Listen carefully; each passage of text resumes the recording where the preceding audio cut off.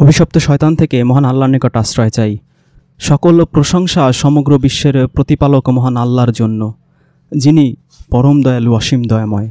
আমরা এর আগে প্রথম পর্বে নামাজ সম্পর্কে আলোচনা করেছিলাম।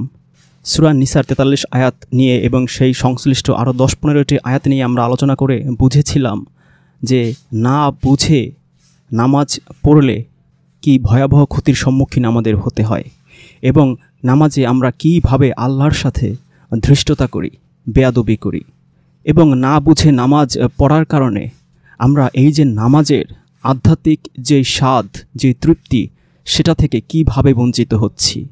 আজ দ্বিতীয় পর্ব। সালাত বা নামাজ দুটো শব্দই আমাদের কাছে বিদেশি ভাষা এবং সমভাবে অজ্ঞাত। মানে এর অর্থ আমরা 99% মানুষই বুঝি না। যেহেতু বুঝি না, সে কারণেই আমাদের মনে প্রশ্ন জাগে, নামাজ কীভাবে পড়ব, কি পড়ব, হাত কতখানি উঠাবো, বুকে বাঁধব না পেটে বাঁধব, জুব্বা পরব না পাঞ্জাবি পরব, টুপি গোল পরব না লম্বা পরব। যদি আমরা নামাজ রিলেটেড প্রত্যেকটি শব্দের অর্থ বুঝতাম তাহলে দেখতাম যে নামাজ কত চমৎকার একটা জিনিস। সূরা হজের 77 নম্বর আয়াতে আল্লাহ বলেন, হে মুমিনগণ, তোমরা রুকু করো, সেজদা করো, তোমাদের পালনকর্তার ইবাদত করো এবং সৎ কাজ করো, নেক আমল করো, যাতে তোমরা সফল কাম হতে পারো। এই আয়াতটা যদি আপনি একটু ভালো করে বোঝেন তাহলে নামাজের আসল রহস্য, আসল আধ্যাত্মিকতা, আসল তৃপ্তি, স্বাদ আমার মনে হয় আপনি উপলব্ধি করতে পারবেন। এখানে আল্লাহ মুমিনদের বলছেন তোমরা রুকু করো। যেহেতু আমরা অর্থগুলো বুঝি না, সে কারণেই আমরা বিভ্রান্তিতে পড়ি। রুকু এর অর্থ হচ্ছে বিনয়ী হওয়া, বিনম্র হওয়া, নম্র হওয়া, ভদ্র হওয়া। আর সিজদা শব্দের অর্থ হচ্ছে আল্লাহর হুকুম মেনে চলা। রুকু এবং সিজদা এই দুটো নিয়েই আমার আলাদা দুটো ভিডিও আছে, সেই দুটো ভিডিও দেখলে আপনি অনেক বেশি উপকৃত হবেন। দেখুন, এই আয়াতে আল্লাহ বলছেন কি, আল্লাহ আগে বলছেন তোমরা বিনয়ী হও, বিনম্র হও, মানে রুকু করো। তারপর বলছেন সিজদা করো, মানে আল্লাহর হুকুম আহকাম মেনে চলো, তার আদেশ নিষেধ মেনে চলো, তারপর তোমাদের পালনকর্তার ইবাদত করো। আমরা তো ভাবি যে নামাজ হচ্ছে ইবাদত। যদি আমরা তাই ভেবে থাকি তাহলে এই সূরা হজের 77 নম্বর আয়াত আমাদের কি শিক্ষা দেয়? আল্লাহ বলছেন যে আগে তোমরা রুকু করো, আগে তোমরা বিনয়ী হও, বিনম্র হও, নম্র হও, ভদ্র হও, তারপর আমার হুকুম আহকাম আদেশ নিষেধ মেনে চলো, তারপর এসো, তারপর তোমাদের পালনকর্তার ইবাদতে এসো। ইবাদত থেকে বের হয়ে তারপর তোমরা নেক আমল করো, সৎ কাজ করো। তাহলে কি হবে? আল্লাহ আয়াতের শেষ অংশেই বলছেন যাতে তোমরা সফল কাম হতে পারো। এবং আমরা তো জানি যে আল্লাহর দৃষ্টিতে সফল কাম হওয়া মানে কি, আমরা জান্নাতের অধিকারী হতে পারবো। এ কারণেই আমরা রুকু না করে, সেজদা না করে যখন নামাজে দাঁড়াই, নামাজে দাঁড়িয়ে আমরা রুকু এবং সিজদা করতে চাই।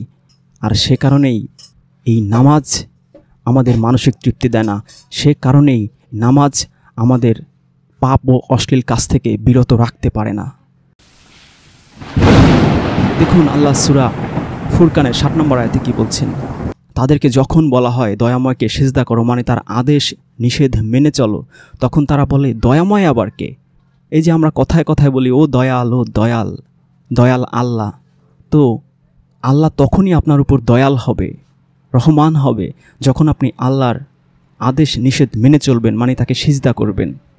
সূরা আরাফের 206 নম্বর আয়াতে আল্লাহ বলেন, নিশ্চয়ই যারা তোমার পরওয়ারদিগারের সান্নিধ্যে রয়েছে তারা তার বান্দেগিতে অহংকার করে না এবং স্মরণ করেন তার পবিত্র সত্তাকে, আর তাকেই সিজদা করেন, মানে তার আদেশ নিষেধ হুকুম আহকাম মেনে চলেন। সূরা হজের 18 নম্বর আয়াতে বলেছেন, তোমরা কি দেখো না আল্লাহকে সিজদা করে যা কিছু আছে নভমণ্ডলে, যা কিছু আছে ভূমণ্ডলে, সূর্য, চন্দ্র, তারকারাজি, পর্বতরাজি, বৃক্ষ, লতা, জীবজন্তু এবং অনেক মানুষ। আল্লাহ বলছেন তোমরা কি দেখো না? আসলেই আমরা দেখি না যে নভমণ্ডলে, আকাশমণ্ডলে, ভূমণ্ডলে সূর্য, চন্দ্র, তারকারাজি, পর্বতরাজি, বৃক্ষ, লতা, জীবজন্তু সবাই আল্লাহকে সিজদা করে, মানে আল্লাহর হুকুম মেনে চলে। সেজন্য সূরা হজের 77 নম্বর আয়াত অনুযায়ী আমরা আল্লাহর প্রতি বিনয়ী বিনম্র হব, ভদ্র হব, মানুষের প্রতিও হব এবং আল্লাহকে সিজদা করব, মানে আল্লাহর আদেশ নিষেধ হুকুম হাকাম মেনে চলব। তারপর আমরা আল্লাহর ইবাদতে নামাজে দাঁড়াবো, নামাজ থেকে বেরিয়ে সৎ কাজ করব, নেক আমল করব। তাহলেই আমরা সফল হতে পারবো, জান্নাতে যেতে পারবো। সূরা হজ আয়াত ৭৭। যখন আমরা সূরা হজের এই ৭৭ নম্বর আয়াতটাকে পুরোপুরি নিজের লাইফে বাস্তবায়ন করতে পারবো, তখন নামাজে দাঁড়ালে আর হাত পেটে বাঁধবো না বুকে বাঁধবো, আমিন জোরে বলবো না আস্তে বলবো, টুপি গোলটা পরবো না লম্বাটা পরবো, এসব নিয়ে আমাদের আর দলাদলি হবে না, মারামারি হবে না, ঝগড়াঝাঁটি হবে না। কারণ তখন আমরা বুঝতে পারবো নামাজের প্রকৃত আধ্যাত্মিক রহস্যটা। তখনই আমরা, যখন আমরা আল্লাহর সকল আদেশ নিষেধ মেনে চলে তাকে রুকু করে সিজদা করে নামাজে দাঁড়াবো, তখনই আমরা আল্লাহর সাথে পরিপূর্ণ আধ্যাত্মিক সম্পর্ক স্থাপন করতে পারবো। আমরা এর আগের পর্বে আলোচনা করেছিলাম যে নামাজ এক ধরনের প্রার্থনা, এবং এই হাদিসবিদরাই বলেন যত প্রার্থনা যত দোয়া আছে তার মধ্যে সবচেয়ে শ্রেষ্ঠ দোয়াই হচ্ছে নামাজ। তো এই যে নামাজ বা প্রার্থনা, এরই আরেকটা বাংলা নাম আছে, সেটা হচ্ছে ভিক্ষা। কারো কাছে কাকুতি মিনতি সহকারে কোনো কিছু প্রার্থনা করা কি ভিক্ষা বলে?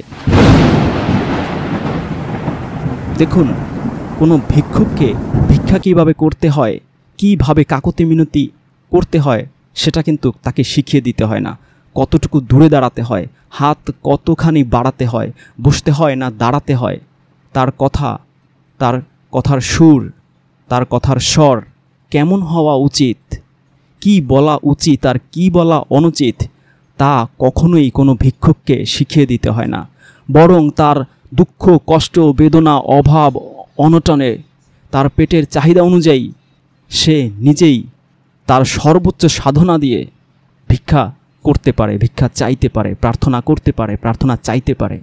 অন্যদিকে আপনি যদি কোনো ইংরেজ বা চাইনিজ লোককে বাংলাদেশে এনে ভিক্ষাবৃত্তি শেখান আর তাকে বাংলার প্রতিটি বর্ণের 10টি করে সোয়াবের কূটনৈতিক চালে তাকে ফেলে দেন, যে স্বরে অস্বরে আর রস্বই দীর্ঘই প্রতিটি বর্ণে তুমি 10টি করেই সোয়াব পাবে, নেকি পাবে, তাহলে সে অবশ্যই আপনাকে প্রশ্ন করবে যে তাহলে ভিক্ষা কিভাবে করব, আমি কি কি বলতে হবে, আমাকে কোন পদ্ধতিতে বলতে হবে, আমার স্বর কেমন হবে, হাত কোথায় উঠবে, আমার শরীরে কোন ধরনের পোশাক থাকবে। তারপর আপনি কি করবেন? আপনি তাকে ভিক্ষার ব্যাখ্যা, তাফসির, ওয়াজ মাহফিল করে, নসিহত করে শেখাবেন। অভিনয় করে কিভাবে তাকে সেরা পদ্ধতিতে ভিক্ষা করতে হবে সেটাও শেখাতে হবে। তারপর সে তার নিজের দেশে গিয়ে অবিকল ওইভাবে ওই শিখিয়ে দেওয়া অভিনয় পদ্ধতিতে ভিক্ষা করবে। কিন্তু সে যখন বাংলা ভাষায় তার চাইনিজ দেশে বা ইংরেজ দেশে গিয়ে ভিক্ষা চাইবে, সে কি সেইভাবে তার নিজের কষ্ট দুঃখ বেদনা অভাব অনটন যন্ত্রণা অনুযায়ী আকুতি মিনতি করে অন্যজনের কাছে ভিক্ষা চাইতে পারবে? যেহেতু বাংলা তার মাতৃভাষা নয়, কোনো দিনও সে চাইতে পারবে না। তখন তার ফোকাস থাকবে সে কোন পোশাকটা পরবে, তার মাথায় গোল হবে না লম্বা টুপি হবে, তার হাতটা সে কোথায় বাঁধবে, স্বর কত জোরে বলবে না আস্তে বলবে, এগুলোর উপরই তখন তার ফোকাসটা থাকবে। কিন্তু এর যে গভীর তাৎপর্যটা, যার কাছে সে ভিক্ষা চাইবে তার সাথে যে হৃদয়ের কানেকশন, তার সাথে যে হৃদয় নিংড়ানো আকুতি মিনতি সহকারে যে চাওয়াটা, সেটা থেকে সে তখনও বঞ্চিত হবে। এই আসল রহস্যটাই, আসল তৃপ্তিটাই তার সমগ্র জীবনে সে কখনো অর্জন করতে পারবে না। আরও একটা বিষয় আলোচনা করা খুব জরুরি, আর তা হলো নামাজে আমরা আল্লাহকে হাজির নাজির জেনে তার সামনে দাঁড়াই, তারপর তার গুণগান করি, তার কাছে আবেদন নিবেদন করি, তাকে বলি, ওগো আল্লাহ, সকল প্রশংসা সমগ্র বিশ্বের প্রতিপালক তোমার জন্য, আলহামদুলিল্লাহি রব্বিল আলামিন। আল্লাহ গো, আর রহমানির রহিম, তুমি পরম দয়ালু আল্লাহ, তুমি অসীম দয়াময়। আল্লাহ গো, তুমি মালিক ইয়াউমিদ্দিন, তুমি হাসরের মাঠে আমার বিচার করবে, তখন তোমার সামনে আমাকে দাঁড়াতে হবে। আল্লাহ গো, ইয়াকা না'বুদু ওয়া ইয়াকা নাস্তাইন, আল্লাহ গো, আমি তোমার গোলামি করি আল্লাহ, আল্লাহ আমি তোমার দাসত্ব করি, আর শুধু তোমারই কাছে আমি সাহায্য চাই গো আল্লাহ। আল্লাহ গো, ইহদিনাস সিরাতাল মুস্তাকিম, তুমি আমাকে সঠিক সহজ সরল সিরাতুল মুস্তাকিম দেখাও, পথ দেখাও। সিরাতাল্লাযিনা আনআমতা আলাইহিম, আল্লাহ গো যেই পথে চলে তোমার পেয়ারা বান্দারা, তোমার পেয়ারা গোলামেরা জীবনে সফল হয়েছে। ইহদিনাস সিরাতাল মুস্তাকিম, আল্লাহ গো আমাকে সহজ সরল পথ দেখাও আল্লাহ। ইয়াকা নাবুদু ওয়া ইয়াকা নাস্তাইন, আল্লাহ গো আমি তোমার গোলামি করি আল্লাহ, আল্লাহ আমি তোমার দাসত্ব করি আল্লাহ, আল্লাহ আমি তোমার সকল হুকুম হাকাম মেনে চলি আল্লাহ, আল্লাহ তুমি যা বলেছো আমি তাই করি আল্লাহ। আমি সুদ খাই না, আমি ঘুষ খাই না, আমি মানুষের উপর জুলুম করি না আল্লাহ, আমি গীবত করি না, আমি মিথ্যা বলি না, আমি চগলখড়ি করি না আল্লাহ গো, তোমার সকল আদেশ নিষেধ মেনে চলি আল্লাহ। আমি মানুষকে দান করি, মানুষের সাথে ভালো ব্যবহার করি, মানুষের সাথে মিথ্যা বলি না, গীবত করি না, কাউকে কষ্ট দেই না, কারোর উপর জুলুম করি না আল্লাহ। আল্লাহ আমি তোমার সকল আদেশ নিষেধ মেনে চলি আল্লাহ। আমি তোমার পারফেক্ট গোলাম আল্লাহ, আমি তোমার প্রকৃত দাস আল্লাহ। একজন গোলাম যেমন তার মালিকের সকল আদেশ নিষেধ মেনে চলে আল্লাহ, আমি তার সব করি আল্লাহ। আল্লাহ গো ওয়া ইয়াকা নাস্তাইন, আল্লাহ গো আমি শুধু তোমার কাছেই সাহায্য চাই গো আল্লাহ। আল্লাহ কি সাহায্য চাই জানো আল্লাহ? ইহদিনাস সিরাতাল মুস্তাকিম, তুমি আমাকে সহজ সরল সঠিক পথ দেখাও আল্লাহ। আল্লাহ গো তুমি আমাকে সিরাতুল মুস্তাকিম দেখাও। সিরাতাল্লাযিনা আনআমতা আলাইহিম, আল্লাহ গো সেই সিরাতুল মুস্তাকিম, সেই পথ আল্লাহ যেই পথে তোমার পেয়ারা গোলামেরা গিয়েছে আল্লাহ, তোমার প্রিয় বান্দারা গিয়েছে আল্লাহ, সেই পথটা আমাকেও দেখাও আল্লাহ। আল্লাহ গো আমি তো ইয়াকা নাবুদু আল্লাহ, আল্লাহ গো আমি তো তোমার গোলামি করি আল্লাহ, আল্লাহ গো আমি তো তোমার দাসত্ব করি আল্লাহ গো। সিরাতাল্লাযিনা আনআমতা আলাইহিম, আল্লাহ গো গয়রিল মাগদুবি আলাইহিম, আল্লাহ গো সেই পথ আমাকে দেখায়ও না আল্লাহ যেই পথে মানুষ চললে তোমার গজব পড়ে আল্লাহ। আল্লাহ গো সেই পথটা কোন পথ আমি তো জানি আল্লাহ, সেই পথে চললে ঘুষ খেতে হয়, সুদ খেতে হয়, মানুষের উপর জুলুম করতে হয়, গীবত করতে হয়, মিথ্যা বলতে হয় আল্লাহ গো। সেই পথে তুমি আমাকে চালায়ও না আল্লাহ, তাহলে কি হবে আল্লাহ? আল্লাহ গো গায়রিল মাগদুবি আলাইহিম হয়ে যাবে আল্লাহ। আল্লাহ গো তখন আমার উপর গজব পড়বে আল্লাহ, আল্লাহ গো তখন আমার উপর অভিশাপ পড়বে, আমি তখন অলা দল্লিন হয়ে যাব আল্লাহ, আমি তো তখন পথভ্রষ্ট হয়ে যাব আল্লাহ। আমাকে তুমি সেই পথে চালায়ও না আল্লাহ। এইভাবে যখন আপনি অর্থ বুঝে জীবনে একবারও এই সূরাটার মাধ্যমে আল্লাহর কাছে নামাজ পড়বেন, প্রার্থনা করবেন, ভিক্ষা চাইবেন কাকুতি মিনতি সহকারে, তখন দেখবেন যে নামাজের প্রকৃত রহস্য, প্রকৃত তৃপ্তি আপনি উপলব্ধি করতে পারবেন।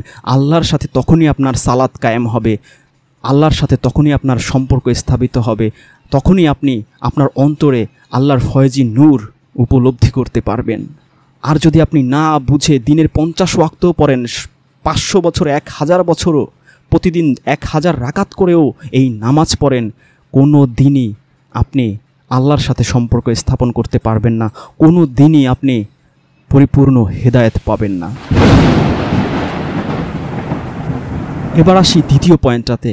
আমরা আল্লাহকে হাজির নাজির জেনে তার নিকট আত্মসমর্পণ করে, মানে মুসলিম হয়ে, তার এই সূরা ফাতিহার মাধ্যমে তার প্রশংসা করে, তার গুণগান করে, তার কাছে মনের আকুতি বিনতি করি এবং তার যে সকল হুকুম আহকাম আমি মেনে চলে পরিপূর্ণ গোলাম বা দাস হয়েছি, ইয়াকা নাবুদু ওয়া ইয়াকা নাস্তাইন হয়েছি, সেই দাস হয়ে সেই অধিকার নিয়ে, যেহেতু আমি তার সকল আদেশ নিষেধ মেনে চলি, তার পরিপূর্ণ গোলাম বা দাস আমি হতে পেরেছি, তার ইবাদত যেহেতু আমি করি, সেই অধিকার নিয়েই আমি আল্লাহর কাছে আরেকটা আবেদন করি যে আল্লাহ গো আমাকে তুমি সহজ সরল সিরাতুল মুস্তাকিমের পথ দেখাও, যেই পথে তোমার প্রিয় গোলামেরা গিয়েছে, আর সেই পথ দেখাও না যেই পথে চললে মানুষের উপর তোমার অভিশাপ বা গজব নাজিল হয়।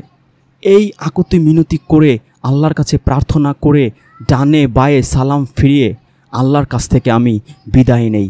এখন আমার প্রশ্ন, আল্লাহর কাছ থেকে বিদায় নিয়ে যখন আমি সালাম ফিরিয়ে আল্লাহর কাছ থেকে বিদায় নেই, তখন তো আমি আর নামাজে রত নেই, আমার নামাজ, আমার প্রার্থনা, আমার দোয়া শেষ। তারপর 2 হাত তুলে আপন সন্তান থেকে শুরু করে 14 পুরুষ পর্যন্ত দোজখ মাফ করে বেহেশতে ঢুকিয়ে নেয়ার যেই সুপারিশ আর সাফায়াতগুলো আল্লাহর কাছে করি, টাকা পয়সা ঘর বাড়ি ধন দৌলত যে চাই, 2 হাত তুলে নামাজটা শেষ করে কার কাছে চাই? তার দিকে মুখ ফিরিয়ে তাকে হাজির নাজির জেনে নামাজে দাঁড়িয়ে তামার সকল আবেদন নিবেদন বলে শেষ করে সালাম ফিরিয়ে যখন আমি সব শেষ করে ফেললাম, পূর্ণাঙ্গ করে ফেললাম, সমাপ্ত করে ফেললাম নামাজ, তখন এই 2 হাত তুলে আমরা কোন আল্লাহর কাছে এই দোয়াগুলো করি? আর আল্লাহর রাসূল কি এমন অন্যায় করেছিলেন, কি এমন পাপ করেছিলেন যে কারণে অমুকের মতো আলেম আর আমার মতো জালেম মুরতাদ ঘুষখোর ধর্ম ব্যবসায়ী, আমার মতো গীবতকারী, আমার মতো পাপিষ্ঠ আল্লাহর রাসূলের জন্য শান্তি আর বেহেশত নসিবের সুপারিশ করি যুগ যুগ ধরে? আল্লাহ রাসূল কি এমন অন্যায়, কি এমন পাপ করেছিলেন? আবার আজানের সময় আল্লাহকে অভিযুক্ত করে আমরা বলি, তুমি তো ওয়াদা ভঙ্গ করো না, কেন এখনও নবীর উপর কেন রহমত বর্ষণ করছো না, কেন তাকে মাকামে মাহমুদে পৌঁছাচ্ছ না? এটা আল্লাহর প্রতি কী পরিমাণ ঠাট্টা আর উপহাস, কী পরিমাণ বেয়াদবি আপনি ভাবতে পারছেন? তারপর আবার দুরূদ পড়ছেন, সেই দুরূদও কিন্তু প্রার্থনা, মুনাজাতও কিন্তু প্রার্থনা, নামাজও প্রার্থনা। সেই দুরূদ কোথা থেকে আসলো? সূরা আহজাবের 56 নম্বর আয়াত থেকে। আপনি নবীর প্রতি দুরূদ পড়ছেন কেন? যদি প্রশ্ন করা হয়, আপনি বলেন সূরা আহজাবের 56 নম্বর আয়াতে আল্লাহ বলেছেন, ইন্নাল্লাহা ওয়া মালাইকাতাহু ইউসাল্লুনা আলান নবী, নিশ্চয়ই আল্লাহ ও তার ফেরেশতাগণ নবীর প্রতি সালাত করে, নবীর প্রতি সাল্লু করে। এজন্য আল্লাযিনা আমানু ইউসাল্লুনা আলাইহি ওয়া সাল্লিমু তাসলিমা, তোমরাও নবীর প্রতি সালাত করো, সল্লু করো। আমি ধরে নিলাম আপনার তাফসির, আপনার ব্যাখ্যাটাকেই আমি ধরে নিলাম সত্য ব্যাখ্যা। তাহলে আপনি বলুন তো আল্লাহ কি বলছেন? আল্লাহ বলছেন যে তিনি নবীর প্রতি সল্লু করেন, তার ফেরেশতারাও নবীর প্রতি সল্লু করে। হে মুমিনগণ, তোমরাও নবীর প্রতি সল্লু করো। আল্লাহ তো বলছেন যে তিনি নিজেই সল্লু করছেন, তার ফেরেশতারাও সল্লু করছে, তোমরাও সল্লু করো। তাহলে আপনি কেন সল্লু করছেন না? আপনি কেন উল্টো ঘুরিয়ে আল্লাহকেই বলছেন যে আল্লাহুম্মা সাল্লি আলা মুহাম্মদ ওয়া আলা আলি মুহাম্মদ, আল্লাহ তুমি নবীর উপর সল্লু করো। আরে বাবা, আল্লাহ তো প্রথমেই বলেছেন এই আয়াতটার মধ্যে যে তিনি নিজে ফার্স্ট কাজটাই তিনি করেন, তিনি নিজেই প্রথমে আল্লাহর নবীর প্রতি সল্লু করেন। এবার আল্লাহ আপনাকে থার্ড স্টেপে অর্ডার দিয়েছেন যে তোমরা, হে মুমিন যারা আছো, তোমরা নবীর প্রতি সল্লু করো। আপনি সল্লু না করে উল্টো আল্লাহকে অর্ডার দিচ্ছেন যে আল্লাহ তুমি আল্লাহুম্মা সাল্লি আলা মুহাম্মদ, তুমি নবীর প্রতি সল্লু করো। আপনি কি বোকা না গাধা না গর্ধব? আপনি আবার কেন আল্লাহকে অর্ডার দিচ্ছেন? আল্লাহ কি আপনার গোলাম না দাস? আল্লাহ তো আপনাকে আয়াতের প্রথমেই বলেছে যে তিনি নিজে সল্লু করছেন। এবার আপনার কাজ হচ্ছে নবীর প্রতি সল্লু করা। আপনি কেন সল্লু করছেন না? কেন ঘুরিয়ে আল্লাহকে আবার অর্ডার দিচ্ছেন যে তুমি নবীর প্রতি সল্লু করো, আল্লাহুম্মা সাল্লি আলা মুহাম্মদ? আমি বুঝি না মানুষ কীভাবে এতটা অজ্ঞ হতে পারে, মূর্খ হতে পারে, এবং কীভাবে পারে এমন ধৃষ্টতা দেখাতে যে উল্টো আল্লাহকে অর্ডার দেয় যে আল্লাহ তুমি নবীর প্রতি সল্লু করো। তারপরও আমি ধরে নিলাম যে আল্লাহ এখানে দরুদ পড়তে বলেছেন, এই কারণে আপনি দরুদ পড়েন। নবী সারা জীবন অনেক পাপ করেছে, অন্যায় করেছে, আপনি দরুদ না পড়লে সেই পাপ থেকে তার নিষ্কৃতি মিলবে না। আপনি দরুদ না পড়লে তাকে মাকামে মাহমুদে আল্লাহ পাঠাবেন না। আপনি দরুদ না পড়লে তাকে জান্নাতে নসিব হবে না তার কপালে। আপনি করেন দরুদ, কিন্তু আপনি তার সাথে তার ছেলে মেয়ে নাতি নাতনি কেন ঢুকিয়ে দিচ্ছেন? আল্লাহ তো এখানে বলেছেন আল্লাহ তার ফেরেশতারা নবীর প্রতি সল্লু করে। আল্লাহ নবী, আপনি নবীর প্রতি সল্লু করবেন। আপনি নবীর প্রতি সল্লু করে আবার তার ছেলে মেয়ে নাতি পুতি কেন ঢুকিয়ে দিচ্ছেন এর মধ্যে? আপনি এমপি সাহেবের কাছে গেলেন, এমপি সাহেব আপনাকে 10,000 টাকা দিয়ে বলল তোমার এলাকায় যে ইমাম সাহেব ছিল সে তো অনেক বৃদ্ধ হয়ে গিয়েছে তোমাদের মসজিদের, এই নাও, সামনে কোরবানির ঈদ আসছে, এই 10,000 টাকা নাও, সেই গরিব লোকটাকে দিও। আপনি গ্রামে আসলেন, এসে ওই 10,000 টাকার 100 টাকা সেই ইমাম সাহেবকে দিলেন, আর বাকি টাকা তার ছেলে মেয়ে নাতি পুতি যারা আছে আশেপাশের পাড়া প্রতিবেশী সবাইকে ভাগ করে করে দিলেন। এটা কী ধরনের ফাজলামি? এই 100 টাকা 200 টাকা দিয়ে সেই লোকের কি হবে? দ্বিতীয়ত বলেছে এমপি সাহেব সেই ইমাম সাহেবকে, তিনি অসহায় অবস্থায় আছেন, আপনি সেই ইমাম সাহেবকে না দিয়ে বা তাকে একটু দিয়ে সেই সাথে সাথে তার ছেলে মেয়ে নাতি পুতি শ্যালক শ্যালিকা সবাইকে দিয়ে দিচ্ছেন কেন? এটা কী ধরনের ফাজলামি? আপনাকে কি এমপি সাহেব এরকম অর্ডার দিয়েছেন যে তুমি ইমাম সাহেবকে 1000 টাকা দিবা বা 500 টাকা দিবা বা 100 টাকা দিবা, আর বাকি টাকা তার ছেলে মেয়ে নাতি পুতি বাকি সবাইকে ভাগ করে দেবা? আপনাকে এমপি সাহেব সামনে পেলে তো তার গালের দাঁতগুলো ফেলে দিত যে এত বেশি তোমরা কেন বোঝো, এত হালের আগে কেন হাঁটো, এত ফাদার অ্যাডভান্স কেন তোমরা? আমি তো তোমাকে অর্ডার দিয়েছি শুধু ইমাম সাহেবকে দিতে, তার ছেলে মেয়ে নাতি পুতিকে দিতে আমি বলিনি। আর ছেলে মেয়ে হলেই যে তারা একেবারে জান্নাতের সার্টিফিকেট পেয়ে যাবে এমন কোনো কথাও তো আমি বলিনি। আমি তো উল্টো কোরআনে বলেছি যে নূহ নবীর ছেলেও পথভ্রষ্ট হয়ে গিয়েছিল, এবং নূহ নবী যখন বলেছিল যে আল্লাহ আমার ছেলে আমার আহল, আল্লাহ বলেছে খবরদার নূহ, সে তোমার আহল না, সে তোমার পরিবারের কেউ না। আল্লাহ ইব্রাহিম নবীর দোয়া যখন করেছিল তার বাবার জন্য, আল্লাহ বলেছিল ইব্রাহিম খবরদার, তোমার বাবা তোমার পরিবারের কেউ না। আল্লাহ লূত নবীর যে স্ত্রী তার কথাও আমরা জানি, সে কথাও আল্লাহ পবিত্র কুরআনে ঘোষণা দিয়ে দিয়েছেন, আমাদের বুঝিয়েছেন, শিখিয়েছেন। এই লূত নবী তোমার স্ত্রী, তোমার পরিবারের কেউ না। সেখানে আপনি আল্লাহর নবীর স্ত্রী, পুত্র, সন্তান, বাবা, মা, ভাই, বোন, নাতি, পুতি, শ্যালক, শ্যালিকা, তালই, মাওই সবাইকে ঢুকিয়ে দিচ্ছেন। এই কথা কি আল্লাহ সূরা আহজাবের 56 আয়াতে বলেছেন? আমি আপনার কথা ধরেই নিলাম যে আল্লাহ নবীর প্রতি সল্লু করতে বলেছেন, দরুদ পড়তে বলেছেন, আপনি নবীর প্রতি পড়বেন। তো নবীর প্রতি পড়েন, আপনি তার ছেলে মেয়ে নাতিপুতির প্রতি কেন পড়ছেন? এটা কোন যুক্তি? এটা কি আল্লাহর আদেশ ভায়োলেট করা না? আল্লাহ তো আপনাকে বলেছে শুধু নবীর প্রতি করতে, আল্লাহ তো আর কারো কথা বলেনি। তাহলে আল্লাহর আদেশ ভায়োলেট করে কেন অন্যান্যদের নাম ঢুকাচ্ছেন? শুধু সেখানেই আপনি থেমে নাই, এর মধ্যে আপনি আবার নবী ইব্রাহিম এবং তার ছেলে মেয়ে নাতিপুতি ঢুকিয়ে দিচ্ছেন। কেন? এখানে কি ইব্রাহিম নবীর কথা বলা হচ্ছে? আল্লাহ বলেছেন। আর আপনার কি মনে হয় যে আল্লাহ ইব্রাহিম নবীকে খুব ভালোবাসেন, অন্যান্য নবীদের খুব খারাপ জানেন? অথবা আল্লাহ নবী মুহাম্মদ সাল্লাল্লাহু মুহাম্মদকে খুব ভালো জানেন, অন্যান্য নবীদেরকে খারাপ জানেন? আল্লাহ ঈসা নবীকে খারাপ জানেন, আল্লাহ মুসা নবীকে খারাপ জানেন, যার সাথে তিনি প্রায় কথা বলতেন। আল্লাহ ঈসা নবীকে খারাপ জানেন, যাকে তিনি রুহুল্লাহ বলেছেন, আল্লাহর রুহু বলেছেন। আপনি ঈসা নবীর প্রতি দরুদ পড়েন না, আপনি মুসা নবীর প্রতি দরুদ পড়েন, কেন পড়ছেন না? তখন তো বলবেন যে না, আল্লাহ তো বলছেন নবীর প্রতি পড়তে।